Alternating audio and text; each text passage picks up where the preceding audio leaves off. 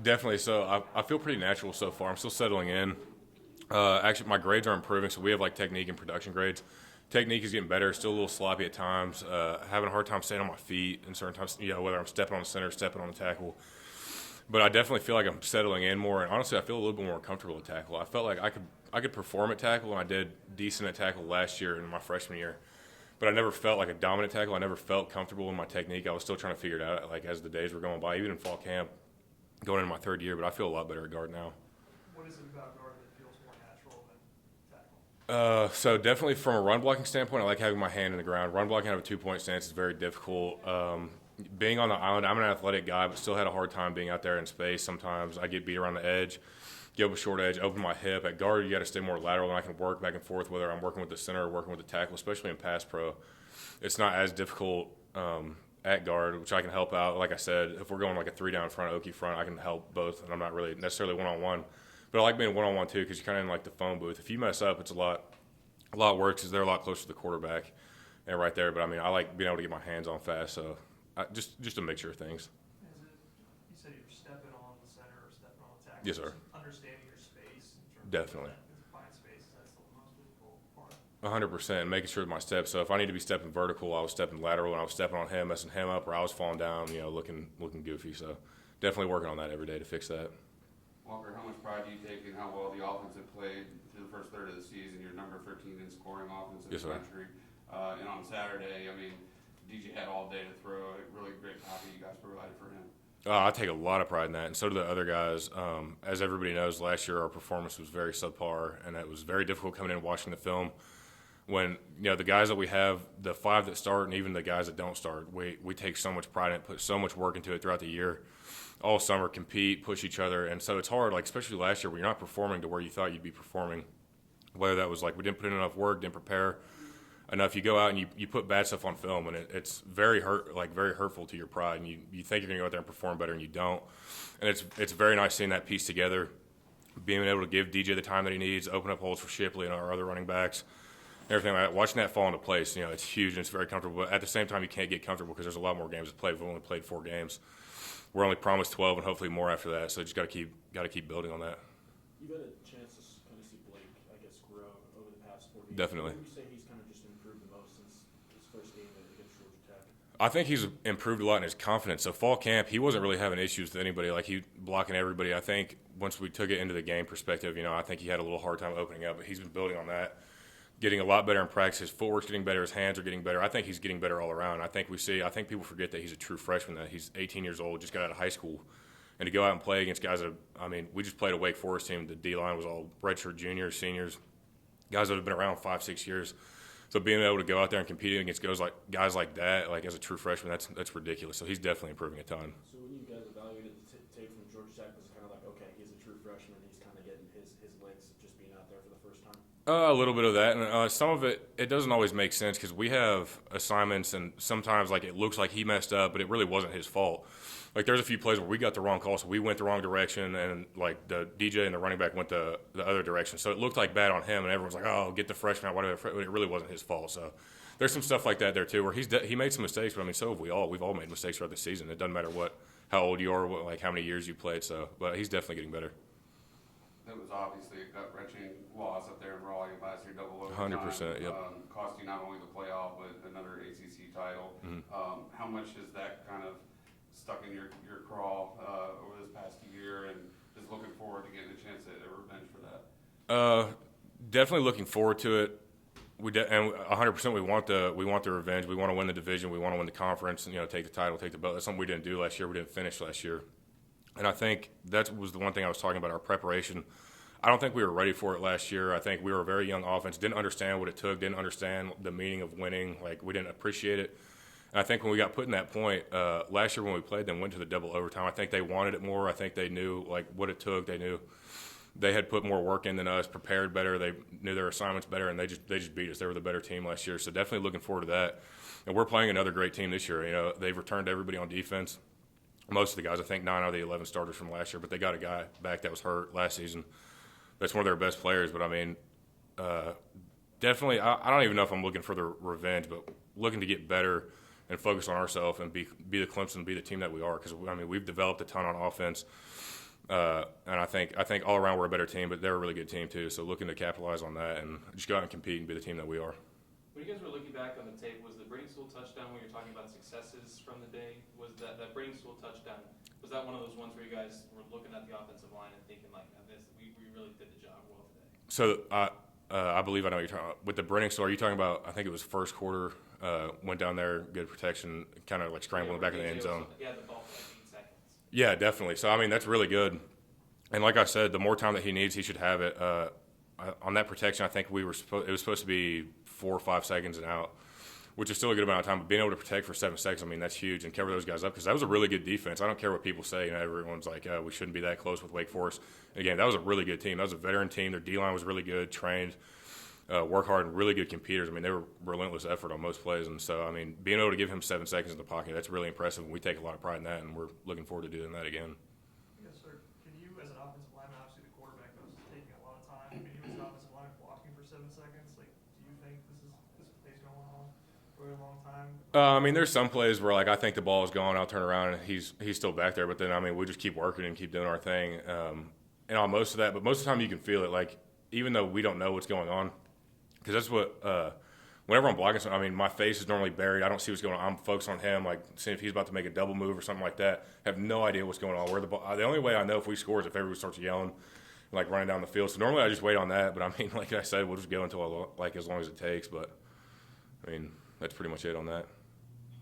How's communication just been as opposed to kind of this point last year? Do you guys see like a noticeable improvement there across the offensive line, just the communication wise? Yeah, so there's definitely been improved communication. We've had some faults. Definitely throughout the season so far that we need to get better on. We're definitely not where we need to be at from a communication standpoint. I think we had 2 false starts in the game against Wake. That was communication error, so we definitely have to improve on that. But we are getting better. You know, it's just like we've got a true freshman out there. I'm playing a new position. These aren't excuses. They're no excuses at all. Putnam was playing center for the first time this year, so everyone getting settled in, still learning how to communicate. Speaking on Putnam playing center, you all played next to each other on the line last year. How much does it help to in that communication and just chemistry on the field, being next to each other again? Yeah, no, I love it. I love playing next to Putnam. I mean, that's one of my best friends. It's my roommate. So, I mean, we're together pretty much 24/7. I mean, we come here, practice all day, go home, watch the football together, and sit at the house. I mean, there's a lot of chemistry there, and it's easy to play next to him because we'll talk. We'll fight. I mean, we'll, like, even during lifts and everything, we'll compete with each other. We'll yell at each other, but, I mean, it's never personal like that. And he's a natural-born competitor, and he'll really get after it. So having somebody next to you like that, it makes it a whole lot easier. Speaking of Putnam, he talked to us in the preseason about you guys putting it on yourselves to give DJ the time he needs to protect for him so that he can have the season that you guys knew he could have. As you mentioned, it's just 4 games in, there's a long way to go, but how much reward have you guys taken out of seeing the protection hold up for DJ and the narrative start to shift around him too? A ton of reward so far, and I haven't really – personally, I try not to look at social media, especially in the season, just from the good or the negative that can come from it. But I know that DJ's been getting a lot of love recently, and I love that. I mean, that's one of the hardest working dudes that I've ever seen in my life. That's what Tuesday night after a long practice like tonight, everybody will rush out of here, get home, get food, go home, do homework. He'll be up here watching film for another hour or two, preparing, like getting the game plan and everything. So, especially last season, you know, after Georgia, various games throughout the season, there wasn't really – I don't think we had a really dominant performance last season. Being able to protect him, let him do what he does. So being able to block for 7 seconds or give him the time that he needs to throw the ball and show people what he can do, I mean, that's one of the best feelings ever because he was getting a lot of stuff last year, a lot of hate and negativity from us performing bad. So, I mean, that was a horrible feeling last year watching him pretty much take all the negativity for us playing bad up front. So it's been really good lately seeing him succeed. The counting stats haven't exactly backed up just yet that this could be one of the more dominant defenses in the country. I know you're obviously on the other side of the ball, but you're going up against these guys, especially the defensive line, every single day in practice. So how much faith do you have in those guys that they'll be able to figure this thing out? Oh, I have a ton of faith. I have no question in our defense, and that's what we said. I mean, we're not playing complimentary football yet, but I think we will. I think our defense line is still a monster. I know our defense struggled a little bit, but I mean, so did we all season last year, and that's what many of the games that we had. It wasn't double overtime, 51-40 something like this last week. It was like 10-7, something like that, where we weren't putting points on the board. And we weren't doing what we needed to do. So, I mean, they saved us for many games last year. They pretty much won most of the games for us last year when we weren't performing. So I have no doubt at all that they'll get it figured out. And I still think this is one of the best defenses in the country once they settle in. Yes. Go ahead. A bunch of scramble drill touchdowns this season. Is that kind of the ultimate source of pride for an offensive lineman when you can give the quarterback that little much extra time he needs and find a receiver in the end zone? A ton, and that's perfect too. I mean, if we can convert to a scramble drill and make plays off that, that's huge because that's really hard to defend. Once you get to scramble drill, it's kind of one-on-one. I know, especially, I don't know all the rules for it, but and coverage. Once you get scramble drill and you got dudes running all over the place, I mean, that's extremely hard to defend. And the guys that we have at wide receiver, and plus with DJ, I take a lot of pride in that. It's good seeing that.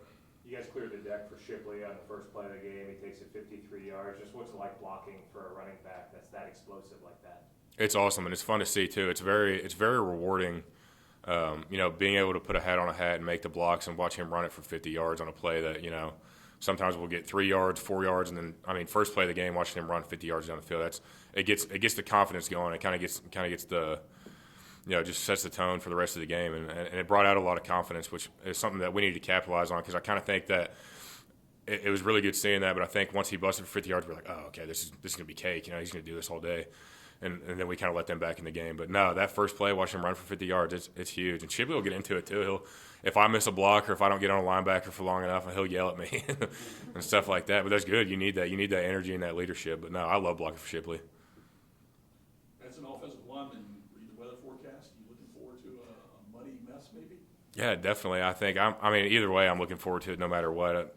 It doesn't change my excitement levels, but I think it'd be fun to play in the rain. I don't remember ever playing in a rain game here at Clemson. I think my freshman year in Miami, I think it rained a little bit, but I only got in the fourth quarter. But I know I think it's Hurricane Ian that's coming through this weekend. But if it's a monsoon, I'm looking forward to it. I think that'd be fun.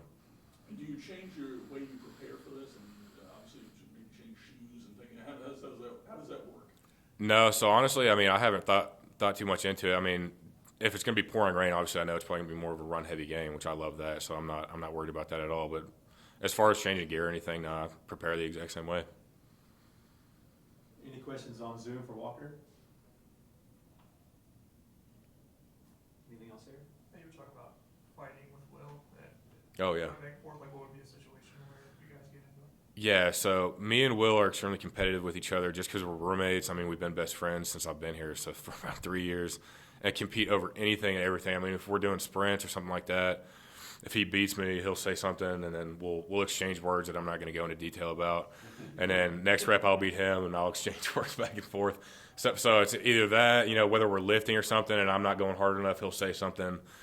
We had a drill called Jingle Jangle. I know it sounds funny, but you have like 2 cones that are about 10 yards apart, and you run. You have to do like a crossover step, touch, and touch. See how many you can get in like 15 seconds.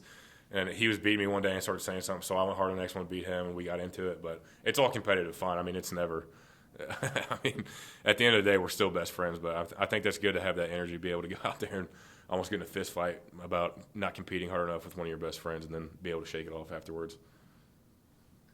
Anything else?